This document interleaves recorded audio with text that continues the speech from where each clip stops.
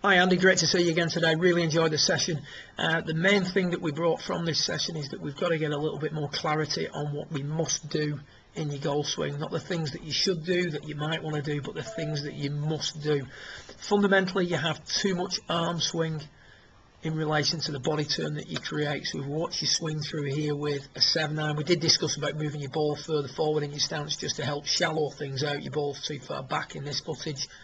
That's going to allow you to get behind it easier and less likely to get ahead of it in the downswing. However, if we look at the arm swing at that point and the amount the shaft's travelled, it's way too much in relation to the shoulder turn that you created.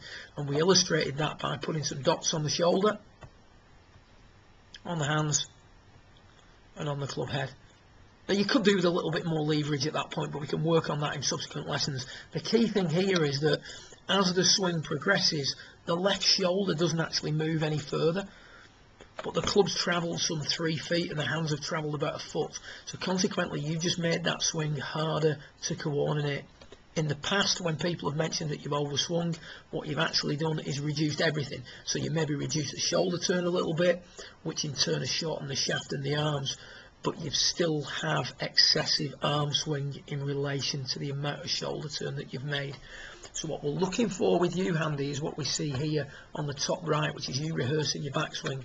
We're looking for maximum shoulder turn with minimal arm swing. We want to try and get a situation where the shaft of the club is in a much more short of parallel position, so that the hands and the club complement what we're doing with the body.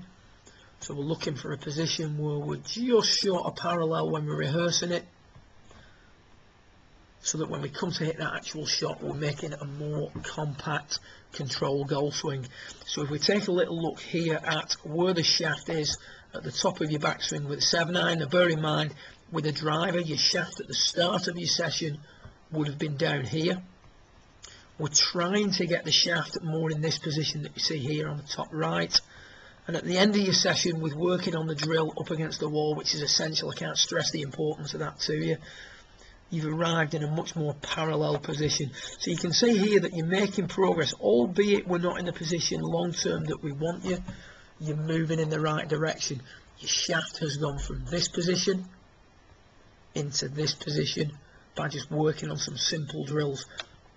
Because of that, we're able to unwind everything at the same rate and come back into the ball much more together, with much less of a flipping of the hands through the hitting area. Really good move at that point, much wider, much more gradual release than what we see here when the arm swing is excessive.